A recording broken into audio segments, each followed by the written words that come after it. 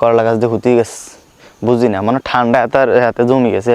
Hello everyone, কি অবস্থা সবার? আই হোপ ভালো আছো। আমি আল্লাহর রহমতে অনেক বেশি ভালো আছি, কারণ আজকে আমি করতে যাচ্ছি আমার আঞ্চলিক ভাষায় আমার ফুল ভিডিওটা। তো ভিডিওটা করতে যাচ্ছি মূলত আমার কৃষি যে জমিটা দেখতেছেন সেটার মধ্যে কি কি আমি সবজি লাগাইছি সেটা নিয়ে আজকের ভিডিওটা থাকতেছে। আর সবচেয়ে ইন্টারেস্টিং যে বিষয়টা হচ্ছে সেটা হচ্ছে আমি আমার আঞ্চলিক ভাষায় ভিডিও করতেছি। যারা যারা আমার আঞ্চলিক ভাষা বলতে আমি কোন জেলা বড় হয়েছি, যারা যারা রান্না তাদের উদ্দেশ্যে বলতেছি। আমি কুমিল্লাতে বড় হয়েছি, আর কুমিল্লায় মনোরগঞ্জ থানায় যেটা হচ্ছে নোয়াখালীর পাশে। নোয়াখালী কিন্তু অনেক অনেক বেশি টান থাকবে আমাদের বাসায়। তো চল আজকের ভিডিওটা বেশি কথা না বলে স্টার্ট করি। তো গাইস, আমি আবার আমার নোয়াখালীর বাসায় ভিডিওটা ইন্ট্রো দিয়ে যাচ্ছি।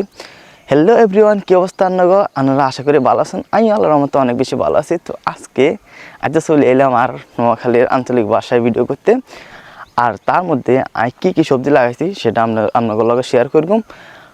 আর আমি প্রায় 1.5 মাস আগে আমি এই সবজিগুলো লাগাইছি, তারপরে আর বেশি একটা এই জায়গায় আসি নাই। তো আজকে ভিডিও করার চিন্তা ভাবনা নিচ্ছি, এই কারণে এখানে আইসি এরই। তো চলেন আস্তে আস্তে আপনাদের সবজিগুলো পরিচয় করা দিই, কোন কোন সবজি আমি লাগাইছি আর কি। তার মধ্যে সবজির যে ক্ষেতটা আছে সেটা কিন্তু আর আব্বাই বেশিরভাগ দেখাশোনা করে। ঠিক আছে, আমি সবজি লাগাইছি। আর এটার মধ্যে যে মাটিগুলো আছে এগুলো কিন্তু কোপাইতে হয়েছে, মানে কোদাল দিয়ে এগুলো কোপাই কিন্তু তারপর লাগাইতে হয়েছে। এটা কিন্তু অনেক কষ্টে, যারা যারা গ্রাম অঞ্চলে এরকম সবজি ক্ষেত করেন তারা বুঝেন আর কি। তো কিছু কিছু সবজি আছে যেগুলো কোবাই আসলে করল লাগে, তো এটা আসলে কষ্টকর। আর এই যার মধ্যে পেঁয়াজ লাগাইছি, এই যার মধ্যে কটা পেঁয়াজ লাগাইছি, শখের বসা লাগাইছি আর কি। আর এই যার মধ্যে যেটা দেখতেছেন এটা কিন্তু দেখতে মনে হয় যে কোরমা গাছ, কিন্তু এটা কিন্তু কোরমা গাছ না, এটা মূলত হচ্ছে ক্ষীরা গাছ, যেটা অনেক মূল্যবান। আসলে মূল্যবান বলতে কি, যদি বাচ্চারা দেয় তাহলে কিন্তু এটা থায় না, মানে বাচ্চারা দেখলে তো উড়া দুরা খাইয়ে লায় আর কি। যে এটা হয়েছে তো আপনার ক্ষীরা সবজি, এটা তো কাঁচা খান যায়, মানে যে সবজি কাঁচা খান যায় এই সবজি আসলে বাচ্চাদের সামনে না রাখা ভালো। এইগুলো কিন্তু ছোটোতেও বাড়িলে কিন্তু খাইয়ে লায়। আর এটা যেটা দেখতেছেন এটা কিন্তু টমেটো গাছ। টমেটো গাছের কথা আর কি কইম, টমেটো গাছ এত পরিমাণ আল্লাহ টমেটো দিছে। এনে কটা টমেটো লাগাইছি, আর অন্য জায়গাও লাগাইছি, এটাও দেয় অবশ্যই। তো টমেটো গাছগুলোর মধ্যে এত পরিমাণ টমেটো দিচ্ছে, এটা অবিশ্বাস্য। মানে টমেটো দিছে মূলত এই টমেটো অনেক কারণ আছে। এটা হচ্ছে বৃষ্টি না আনার কারণে টমেটো গুণ কিন্তু ভালো আছে, বৃষ্টি হলে কিন্তু টমেটো গুণ নষ্ট হয়ে যায় আর কি। তো বৃষ্টি না হওয়ার আরেকটা খারাপ দিকও হয়েছে, কারণ আমগো যে ধান খেত আছে এটার মধ্যে কিন্তু ছড়া বাড়ি দিল, বৃষ্টি না হওয়ার কারণে এই ছড়াটা এখন বাড়ি দিয়েছে না। আর আম গাছে তো আমি গত ভিডিওর মধ্যে দিয়েছি এত পরিমাণ বইল করছেন, কিন্তু বৃষ্টির কারণে আম গাছের যে বইলগুলো আছে বেগুন কালো হয়ে যায়।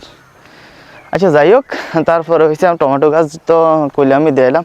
এই যার মধ্যে ছোট্ট করে মরিচ খেত এখন করছি, এর মধ্যেও মরিচ খেতে ফুল টুল করতেছে, এন মরিচ ধরে বাসা করি।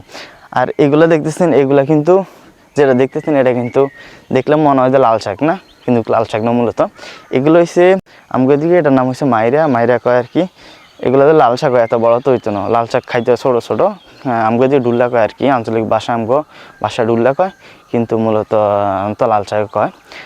তো যাই হোক, এগুলা কিন্তু ছোটো থাকতে খাইতে হয়, বড় হয়ে গেলে কিন্তু এগুলো খাইতে আর না, বড় হয়ে গেলে এগুলো বাঁচি হয়ে যায় আর কি। তো এন দিয়ে আবার ছোট্ট করে আরকান খেত করছি, মানে সিউন করে ধরেন এটার মধ্যে এই সিস্টেমের সবজি লাগাইছি, ওইটার মধ্যে এই সিস্টেমের সবজি লাগাইছি, এরকম লাগাইছি এরই। তো এটা যদি সিউন করে দেয় এটা হচ্ছে আপনার ডেঁড়াইশ।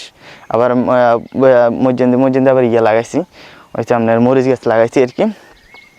তো এটা গেলো এক সিরিয়াল, এটা গেলো আরেক সিরিয়াল ক্ষীরার, এটা গেলো টমেটো সিরিয়াল, ওটা হইলে আবার কাঁচামরিচের সিরিয়াল।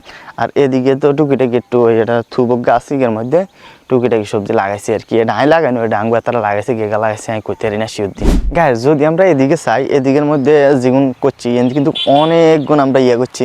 এদিকে দেখা গেছে অনেক পরিমাণ সবজি লাগাইছি। এটা হচ্ছে লাড়ি গাছ কয় আর কি, এটা ছোটো ছোটো লাড়ি গাছে ধরে, বেশি এখন বড় ধরে না, যেটা শহর অঞ্চলে বটবড়ি কয় আর কি।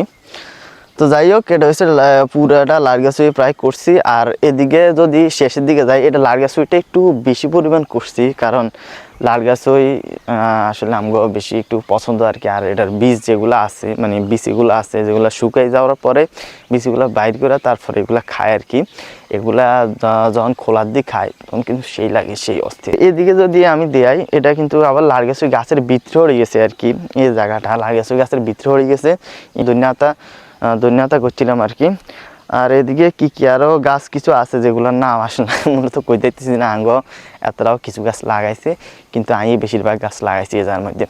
গাছ ইয়ানের মধ্যে বিলেও উঠতে রয়েছে, ইয়ে মনে হয় হারা রাত ইয়ানো আসিল, বাবরে যে পরিমাণ কুয়াশা হচ্ছে। এই কি আর সুন্দর মতো তাই আর খেঁতিকে হরা দিস, ওরা এত কম হরা দিব, খেঁতিকে হরা যাতে উন্দুরে না খায়। উন্দুরে যে পরিমাণ শুরু করছে, আমি তো অনেকগুলোর ইয়ে করে মারিলেছি, ইলেকট্রিক লাইন দিয়ে মারিলেছি।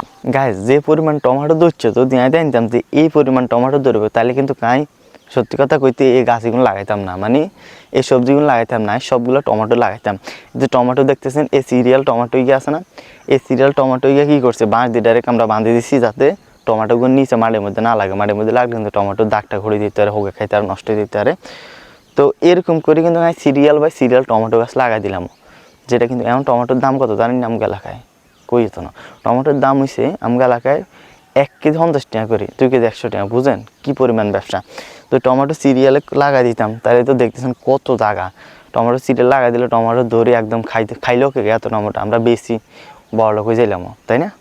আর এদিকে যে জায়গাগুলো আছে দরকার আছে হাজার কই আমরা এই জায়গাও একটু লইতাম, টমেটো সারা লাগাই দিতাম এই মাথা তুই মাথা, ঠিক আছে, উড়া দুরা টমেটো লাগাই দিতাম। গাইস এদিকে আবার দেখতেছেন যে এটার মধ্যে ইয়া লাগাইছে, ওই যে কি জানি কয় করলা, যেটা তিতে আর কি, অনেকে খাইতে চায় না, কিন্তু আর ফেভারিট তিতা, মানে করলাটা আর ফেভারিট। এলে করলা গাছ লাগাইছে, কিন্তু করলা গাছ দিয়ে হুতি গেছে, বুঝি না, মানে ঠান্ডা হাতে জমে গেছে আর কি, এই অবস্থা হাতার। আর এমনি কোরমা গাছ লাগাইছি, কোরমা কিন্তু অনেক পরিমাণ ভিটামিন, যদি আর কোরমা তেমন একটা পছন্দ না সত্যি কথা বলতে, তার কোরমা ধরছি ইয়ানো গড়ে রয়েছে একদম লাল হয়েছে।